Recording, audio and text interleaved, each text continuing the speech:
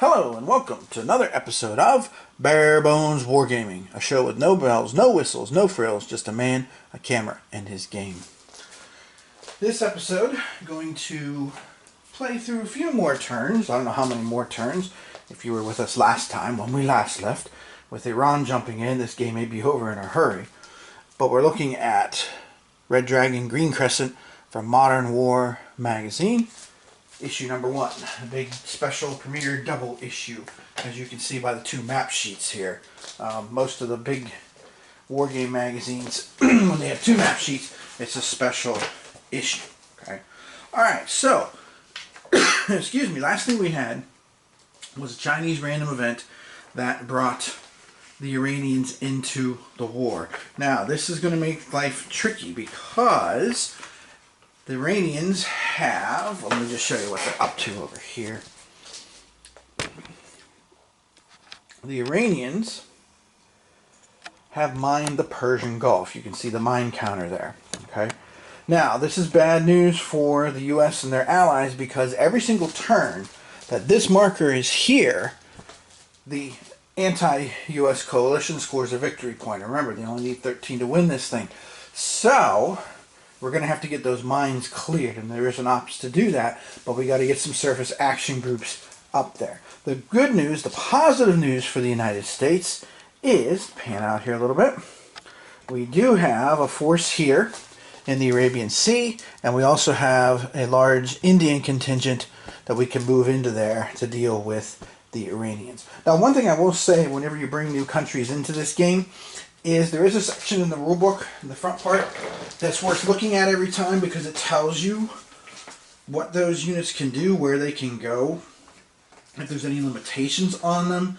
You know, I'm looking at page 6 here of the rulebook, and there's like Filipino restrictions, Malaysian restrictions, things of that nature and stuff too here.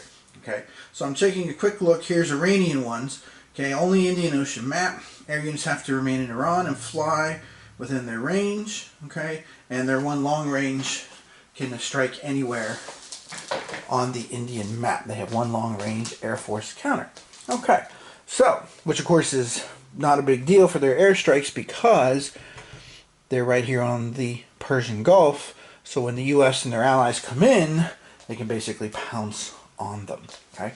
Alright, so, now that that's our current geopolitical situation, let's go over here and let's start this operation phase here with the Chinese op on the eastern map, the Asian map.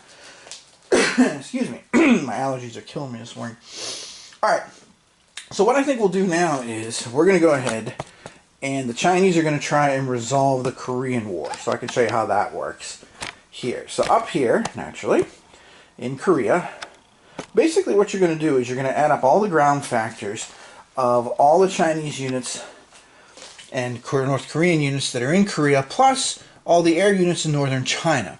Okay, the Allies are going to add up all the units that are in South Korea, plus any US CVN in the Yellow Sea. That's why I sent that big task force up there last time, and any air units on Kishu or Honshu to add to that factor. So we got to come up with those numbers first. So we'll focus on that here to start this session. Alright, so ground combat factors only are what we're looking for here. So ground units here, and this is why I was focusing on those Chinese ground units because it's huge. We've got 3, 6, 9, 10, 11, 12, 13, 14, 15, 16, 17, 18, 19, 20, 21. Okay, so now every factor of 5, that 21, that of course will be 4. You dismiss any amount that's over, but not a whole number. So for example, 21 won't give you the next level. You have to make it to 25. That will give you a +1 modifier on the die roll. So this is going to give the Chinese a +4 modifier altogether. Okay, for every 5 factors, they have 21 factors. From the Allies' perspective, let's see what we have here for ground. We have 2, 3, 4, 5, 6, 7, 8,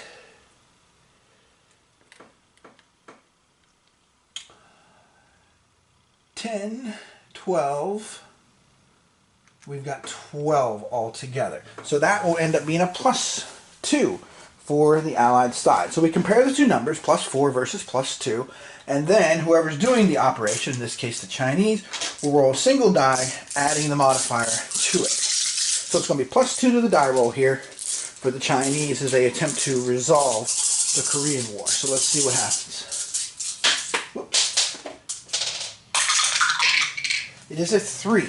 Okay. Now up here at the top of the map, you can see, I don't know how well we're going to be able to see it because I can't really go much higher, I think, on my thing. Let me see here though real quick. Can I go any higher? Oh, I can go a little higher. Awesome. Alright. So, whoops, that's northern China.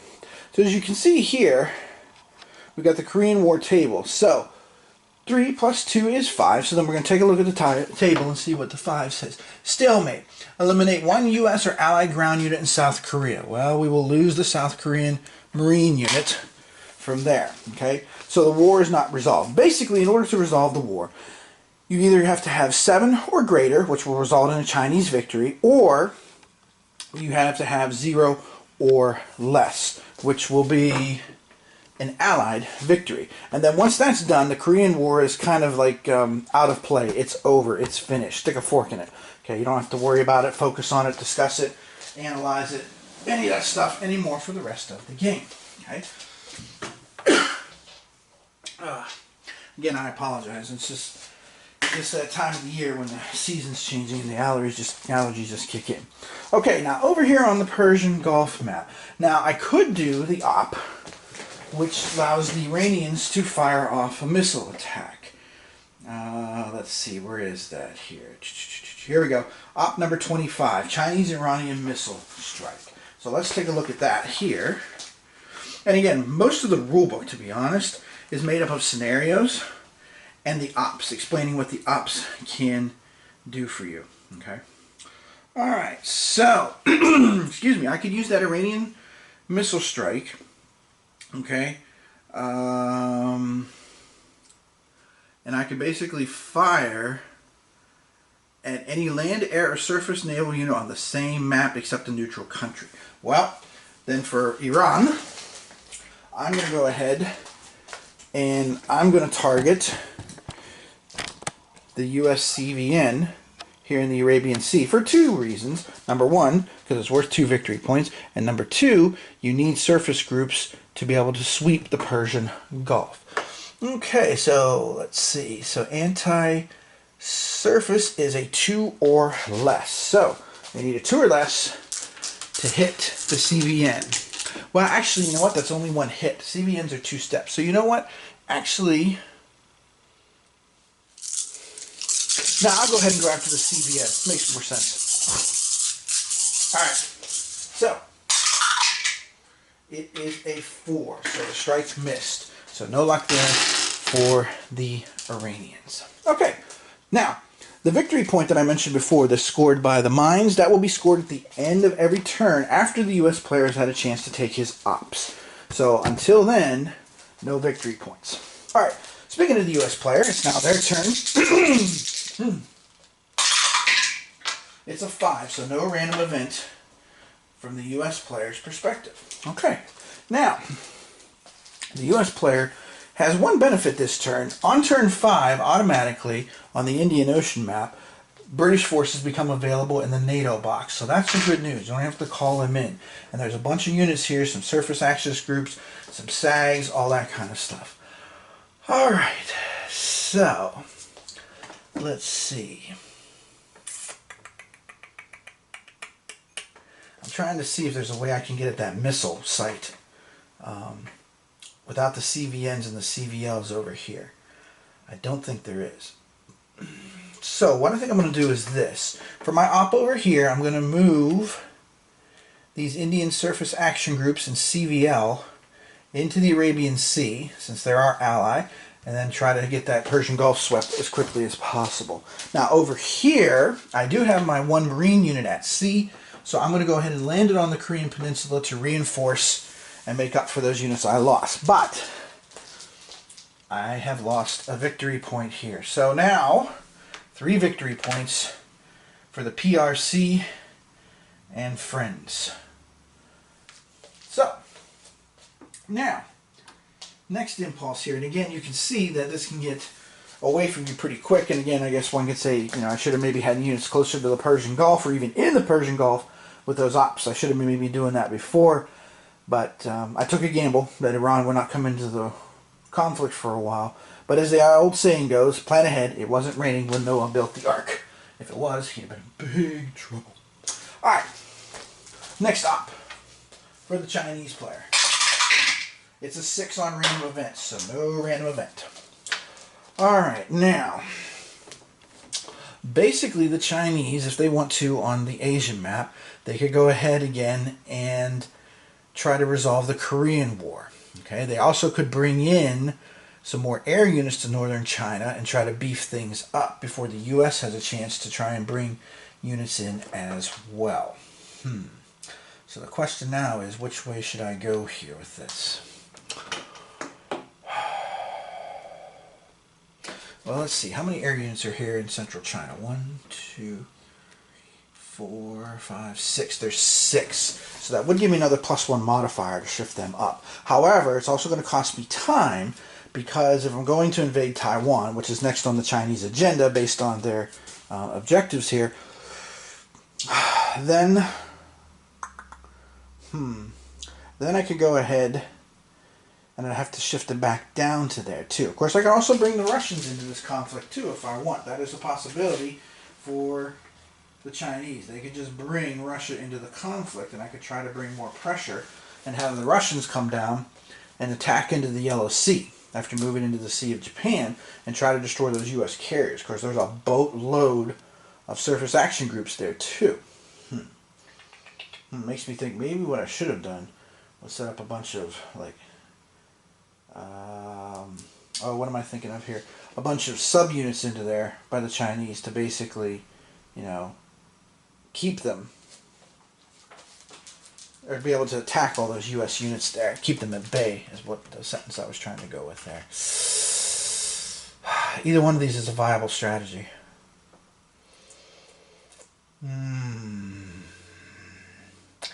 Alright, I'm going to go ahead, and for the op, well, I'm going to quote Napoleon, "Go, sir, and gallop. Remember, the world was made in 6 days. You may ask anything you like of me, except time." So I don't want to lose the time factor. So let's go back to Korea here. Okay? So the Chinese didn't lose anything. They still have their 21 factors. The Allies have 3, 4, 5, 6, 7, 8, 9... and 4 still is 13. Okay, so they are still going to be at +2 for the Chinese. So let's see what the Chinese can roll. So there is a 33% chance that the Chinese can end this thing right now. Oh, me and my big mouth. Now, 5 +2 is 7. So the Korean War is over. We eliminated all U.S. or Allied units in Korea, so I lost those Marines. Alright. Now, more importantly, I just lost a boatload of victory points here, too. So, now the Chinese, so see, it was a good thing I didn't move all those air units. Now the Chinese will be free to basically focus on Taiwan. So, winning the Korean War successfully in this scenario, and again, there's about 4 scenarios in this game. So when you're playing the scenarios, you kind of have to watch which page of the rules you're on so you don't trip yourself up and all here and stuff. Okay, so 4 more victory points for the PRC and their friends. So that's now 7 VP. So they're more than halfway to winning this game. Ouch. Alright, speaking of which, I'm going to go ahead and have the Iranians launch their missile strike again on the Indian Ocean map from here. And we'll go ahead and see if they can hit that USCVN. So again, we're looking for 2 or less here. It's a 6. So that's on the positive side for the US and her allies. Alright, US op. It's a 4, so no random events. All of a sudden the random events have gone quiet. Okay, well, the Korean War is over. Alright, nothing can be done about that.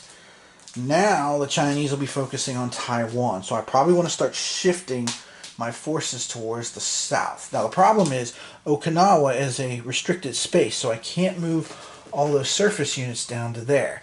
I have to do something else to get them over to Taiwan as quickly as possible. Alright.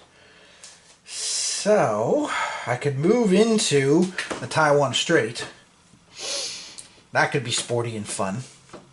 Of course, I also have to deal with the fact that the Chinese have their own missile strikes that they could launch here as well. But I have a feeling the Chinese are going to be rebasing some folks.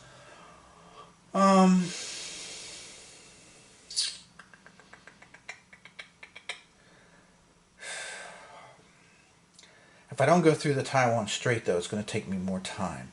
But then they could launch an airstrike because I would be close enough to them. Let's do it, because then I can go ahead and switch to the other side over there. So I'm going to go ahead and move those all into there. And then speaking of moving, I'm going to come over here to the Persian Gulf, and I'm going to go ahead and move these guys here on the Arabian Sea. And I'm going to go ahead and activate those naval units and move them here into the Persian Gulf, so next time we're ready to sweep mines. Okay, but again, it's the end of the op. I did not get rid of the mines yet, which are to level 2, so it means I got to reduce them to level 1 to remove them. So now 8 victory points for the Chinese as we head into the 7th impulse. So again, as you can see, I should have been busier on the Indian Ocean map, and I should not have been so complacent over there. Oh, random event. Let's see what we're going to get for a random event this time. And if you haven't noticed from my attitude and stuff, I am very much a random event kind of guy. I do like things being unpredictable. I do, you know, one of my favorite sayings is anything can happen, and it often does. So,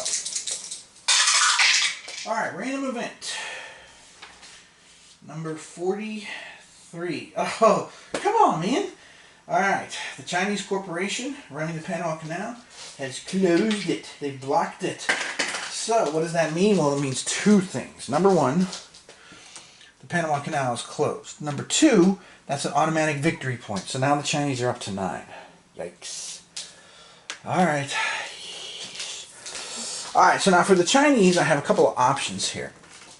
I could try to launch that airstrike and try to sink as many of those surface action groups as possible, and then unleash my Navy next time to attack the remaining U.S. forces in the strait. However, on the other hand, I also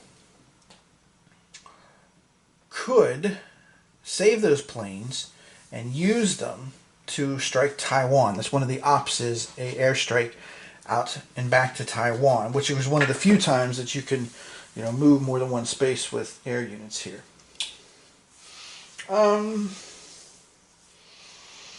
You know what? The US CVNs are worth 2 points apiece, so I'm going to go ahead and I'm going to launch the planes that I have. Not my long-range ones, but I'm going to launch my short-range Chinese planes, and I'm going to, if not hit any of the US CVNs, which I may not be able to because the entire Japanese Surface Action Group crew is out here with us right now too, then I'm going to at least try to narrow it down so maybe I can get a missile strike on it, those kind of things too.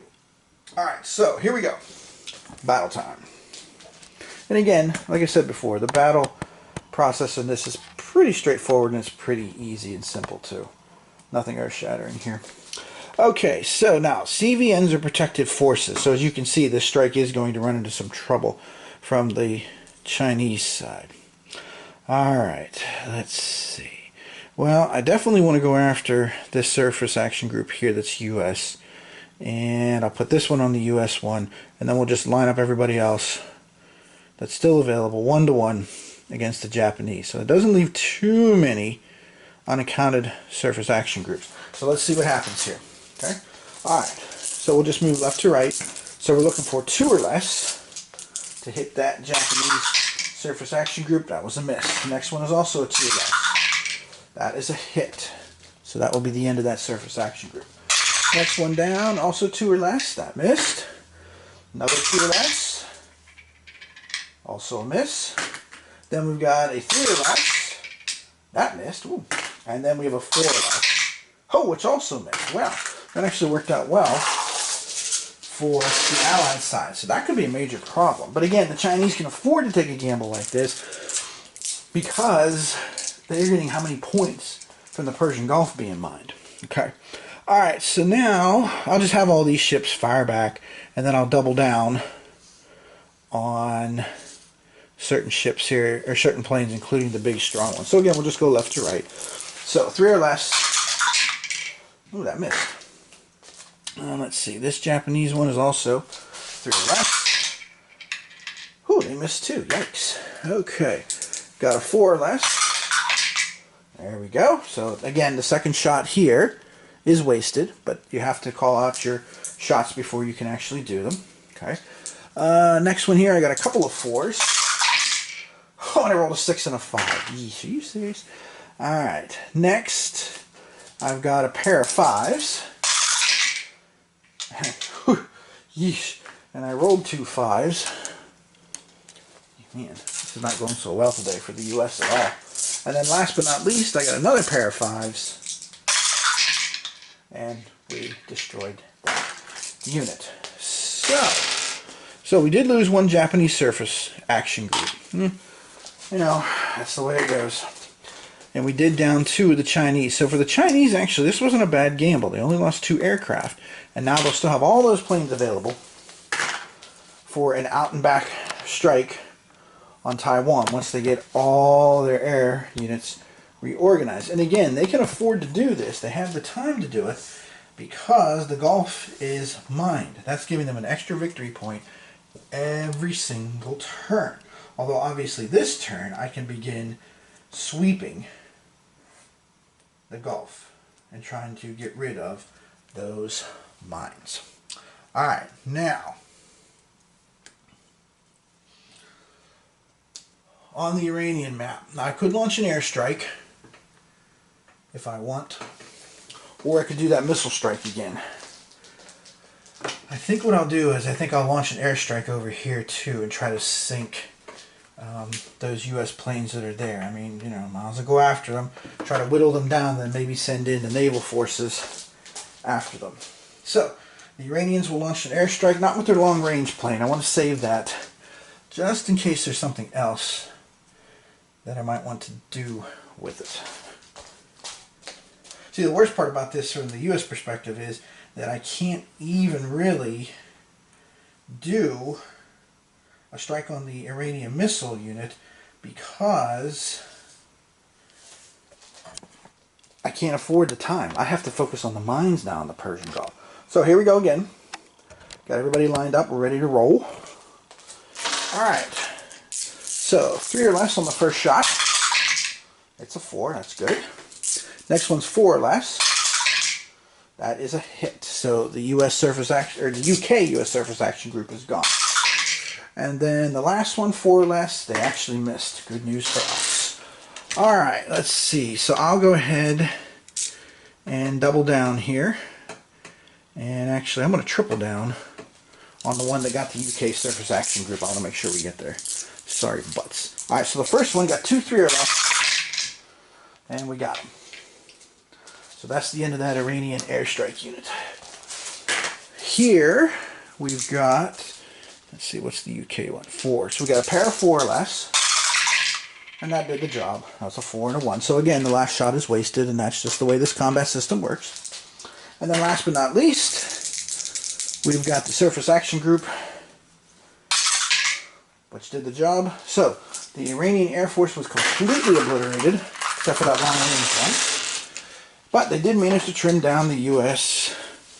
Allied forces by 1, getting rid of that surface action group. So it didn't weaken it as much as they were hoping, of course, because they were hoping to weaken it even more, so then they could go ahead and send their naval units in, especially the 2 sub-counters they have, to basically try to strike at the U.S. CVN forces. Okay, so the U.S. still has 4 surface action groups, and we got 2 CVNs. Well, sorry, a CVN and a CVL. The Indian one is the CVL. Alright, so we're all sitting here in the Persian Gulf, hanging out. Alright, Let's zoom back out, get back over to the map, because that's where the real action's at, let's be honest here. Okay, so now the U.S. Ops. So, random event. No random event. It is a 6. Okay, well, obviously I want to try and sweep the mines on the the Indian map. I want to sweep the mines out of the Persian Gulf, so that's going to be my focus here right now. So basically, sweeping them, you have to have some kind of surface unit, and you're basically rolling a die, trying to get a 1 through 3. And that allows you to reduce the mines. So here we go. It is a 1. Perfect. But the mine counter has 2 levels here. So they'll have to flip it over to 1. And of course, not surprisingly, the Iranians do have the ability to sow the mines again. That is an ops, but we'll look into what the specifications are on that when we get that far. Now, on the Asian map, I'm trying to figure out my best course of action over here on the Asian map.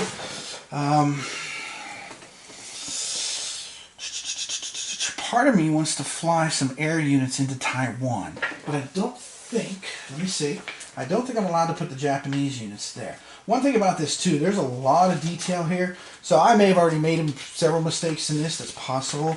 That's just kind of the nature of the beast with this game. There's just so much here, and you just kind of have to do your best to remember, you know, what's going on, who can do what, those kind of things. Alright, let me see here now, I'm looking under...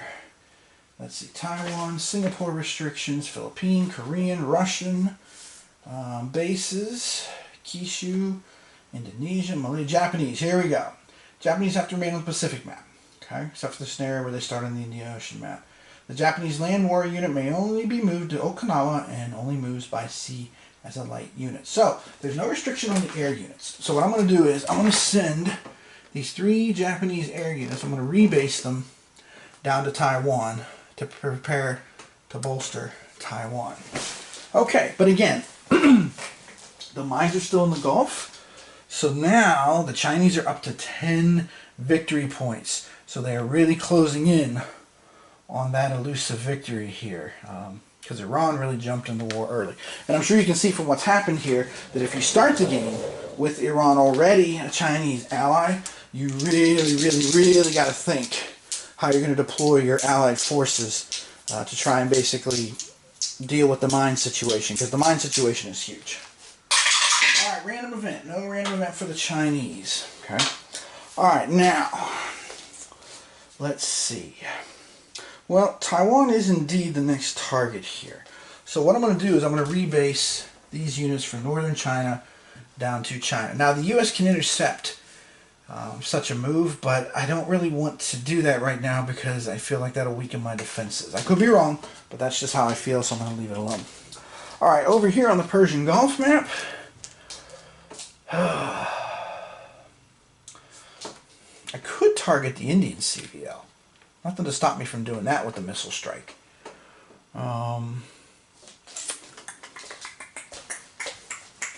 Let's see. Let me check that bring ally into war here for China. You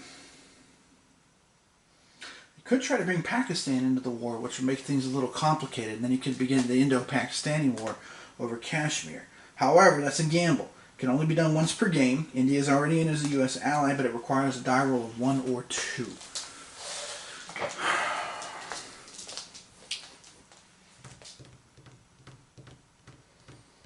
Okay, I think I'm going to do that for the Indian Ocean map. So, I'm going to try and bring Pakistan in as an ally.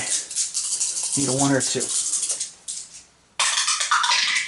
It's a 6. Okay, so Pakistan will not come into the war unless it's by a random event now. Alright. Okay. From the U.S. perspective, random event, no random event. Alright, so let's start over here on the Persian Gulf map, because of course, obviously, I want to sweep the mines, get that over with. So here we go. 1 through 3, baby. 1, 2, 3. Oh, it's a 4. You know what's even worse? I dropped this die while I was selecting a die, and look, it was a 1. So I rolled a 4. So no help there. Alright, now, on the Asia map, I think I'm well prepared to defend Taiwan. Now, if China decides to go after other places, I may not be so well prepared. The Philippines has a lot of invadable areas, so does Indonesia, but you got to get there first. From China's perspective, I don't think they're going to bring Russia in because that might be too much of a gamble at this point, and they're basically going to be 2 victory points away from winning this thing after this turn. So, with that in mind, I think I'm going to try and prepare for the long term here. And I'm going to go ahead and call for some reinforcements. So let's see what I can get. Oh, I rolled a big old 6. That's nice. Nice. So 6 reinforcements.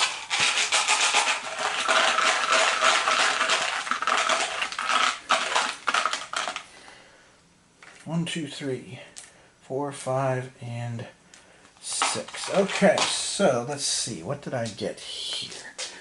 Let's take a look. Let's see what I have. I got a couple of stealth air units, which would be nice if I had an ally in the Persian Gulf, but I don't. Okay, so now I can put them either box on either side here. You know what? I'm going to take the stealth air units and put them here in the long range, or the off-map box, and I might go ahead and redeploy them to Taiwan in the future. Let's see. Air Mobile has a special move, so I think I'll keep them on this map too, because then I can send them to Taiwan to bolster things as needed. I also got this one U.S. heavy unit. I'm not thinking and feeling like I really need a lot of U.S. units on the Indian Ocean map, and part of that is because, of course, India came into the game for me. Okay, on my side. Alright, that's the end of the U.S. op, so now we're up to 11 victory points. So, the situation has become critical. I gotta hurry up and do something here. Alright. Random event for the Chinese on turn 9. There is a random event, so let's see what it is. Hopefully it's not random event 44. That would be a disaster right now. That's where Taiwan drops out of the war, and basically China will win, because they've got 11 victory points. Oh, it isn't that. This one goes to 11. It's 1-1. Let's see. So, again, got to find the right part here of the rulebook. You'll find yourself looking through the rulebook quite a bit, to be honest. Okay. Well, Pakistan would have joined the U.S., but India's already an ally, so no dice. So that's that. Alright, Chinese perspective. I'm going to rebase these air units that I used in the Korean War. Bring them down, because I'm going to get ready for that out and back airstrike here. And then over here, on this map, let's see. I'm thinking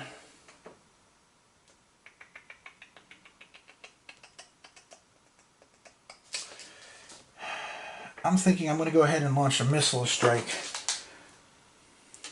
on that Indian CVL. Although I don't think CVLs are worth victory points here. No, it's either only US, French, or British. So. Nope, it missed. It was a 4. Okay. Alright, over to the US now. See if the US can pull this off. Okay, no random event. So obviously on the Persian Gulf map, I'm swooping. Oh, it's a 6! No! Oh, these mines are proving to be very, very tricky. Alright, and the Asian map here. See, the problem is if I call in an ally, try to get a neutral in on our side, then I can go ahead and make a target for the Chinese. I also could launch. Yeah, I could do that. Of course, the Chinese could use those surface missiles to attack our carrier at any time. Maybe I should focus on destroying those. But that's a lot of aircraft for our stealth bombers to deal with.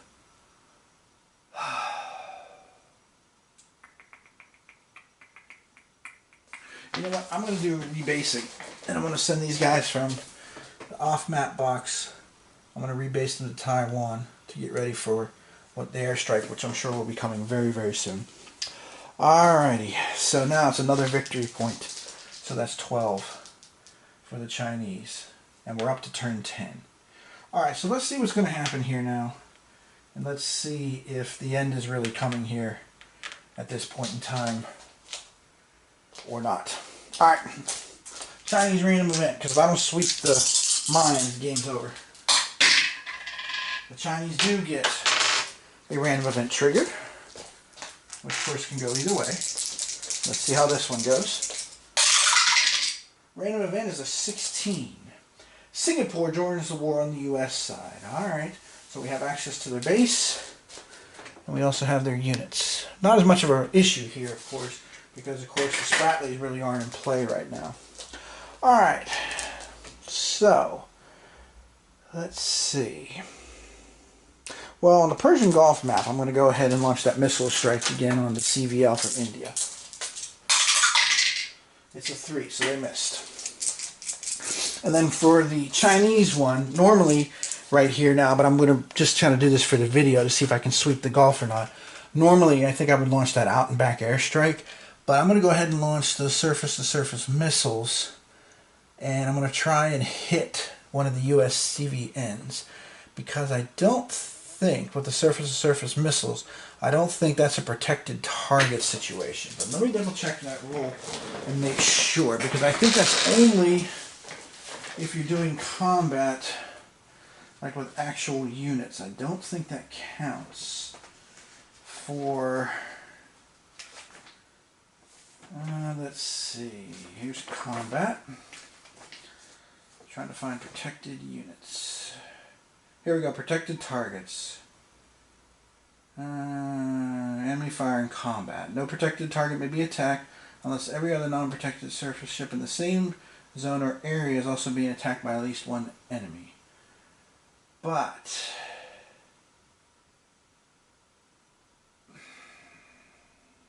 so would that count for the surface-to-surface missiles or not?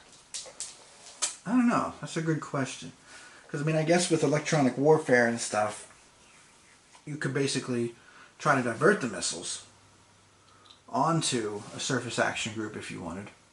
That's true.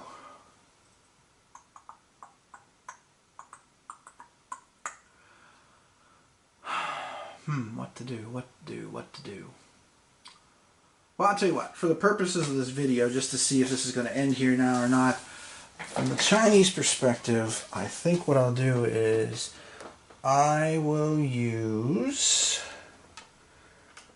my... Yeah, you know what? I'm going to move my subs out into the strait to get ready to attack. Actually, I think I can attack with them, can't I? I believe I can. Alright. Yep. Move naval units so you can attack enemy naval units that are there. So that would result in a gigantic naval battle out here in the Taiwan Strait. I'll be honest with you, what I'm basically trying to do is avoid doing any kind of huge combat until I know what's going to happen over here in the Persian Gulf, because there's only one more point that's left. Alright, so as odd as this may seem, let's backtrack that. I'm going to pass on the Asian map just to see what's going to happen from the perspective on the Indian Ocean map. Okay, there is a random event. So let's see what that is and how that's going to impact the game. The random event this time is a 56. 56. Oh, come on, man. The government of the player who rolled this event is floating a peace feather. What? Prohibit the rolling player from choosing any kind of attack. Okay, but minesweeping should not count as an attack, right? I'm not attacking anybody. I'm just trying to sweep the mines, so I should still be allowed to do that. Alright, so let's see if I can sweep the mines or not. So what it says... No. Alright. That's 13 victory points. That's game over. Okay, so, just some thoughts here at the end briefly. This is just a fun game in of like modern geopolitical situations here and stuff. As you can see, the combat's very abstracted, but it is a lot of fun from the grand strategy. Well, grand strategy is involved because just like that, politics, the UN Peace Feeler event exists. So, and you can also have like internal things, like Taiwan can bail out of the war, Japan can, having internal issues, within their governments and such. So this clearly is not the same kind of game that, say, the Next War series is from GMT. That's much more detailed, much more, I guess you could say realistic. But this game is fun, it's fast, it's furious, it's very easy to reset. If you get finished quickly. I finished in 10 turns here, partly because I should have been moving those surface groups into the Arabian Sea and taking the chance of being attacked and trying to sweep those mines. Because when Iran jumps in with those mines in place, it does make things very, very difficult. And of course, China being able to have the victory in the Korean War made a huge difference too, because basically that really constrained my time factor. So I think the game does a good job of showing the possibilities of what can happen geopolitically here in modern conflict. And I also think it does a good job of putting the players in the position of, kind of being able to influence things, but also having to deal with political decisions and political leaders and such. Just like that last event I rolled about the UN. If I needed to desperately attack something this turn, I'd have been in big trouble. So if you like this kind of system, if you enjoyed Red Dragon Rising and you have that, you should get this. If you're interested in the Indian Ocean part. If you're not, you probably could just keep Red Dragon Rising with the extra counters which appeared in maybe S&T number 258, I want to say. It's the one with the Mexican War, I think. Maybe it was the Spanish-American War. One of those conflicts from the 19th century had the extra counters in, because I have that and I tracked down that issue just for those counters before, of course, this game came out. But this is highly playable. It's a lot of fun. As you can see, it's fairly easy to play solo too, because once you get things happening, once you get your parameters defined, the choices for both sides are pretty clear overall. There's some things I could have done differently here and made a few better choices, obviously, but it is very playable solo, especially if you use that table, and I just use it for priority purposes. That's in the Red Dragon Rising scenario. I always use it because then it gives me something from the Chinese perspective to set the agenda, and then deal with things from there. And I mean, yeah, it does give me the information as the U.S. player, being like, oh shoot, here's what they're doing. But with spy networks now and stuff, and satellites and things, I mean, you're going to be able to see what people are up to, or get a very good idea of what's going on. The question is, a lot of the times here, it seems like, if you notice this game, it's kind of firstest with the mostest. And this time the U.S. player was not in that position at all. Alright, now, just one other side note here real quick before I sign off on this episode. This is probably going to be the last episode I'm going to do for a while. I know I mentioned that before when my second son was born, but the attrition factor of sleepless nights and catching sleep here and there is starting to add up. So there's a good chance that I won't be doing too many videos again for a little while. I'll try to get it in when I can. My goal is to do the next video when Corsair Leader comes out, which I pledged and stuff. I haven't got a notification on if it's shipping yet or not. I know they're supposed to get it in the warehouse within 2 weeks after September 18th, which 2 weeks is this Tuesday, or Wednesday, one of the two. So, actually I think it is Tuesday. So from that perspective, I think that might be the next time that, I pay you all a visit, so to speak, and I'll do an unboxing and then, play around with some of the scenarios and stuff. Because I am a big fan of the Leader series. I have Israeli Air Force and Phantom Leader and Hornet Leader and B-17 Flying Fortress Leader, and I don't know how many other Leader ones there are, but I've got a decent amount here that I've enjoyed over time. So I hope you enjoyed this playthrough. It gives you a good idea. I know this game's not easy to track down from what I understand, so this will give you hopefully a better insight to whether you think this is something you'd like to go ahead and do or not. So Tim Korchner from Bare Bones Wargaming saying thanks for watching, and we'll see you next time as we fly the unfriendly skies in the South Pacific. See you then.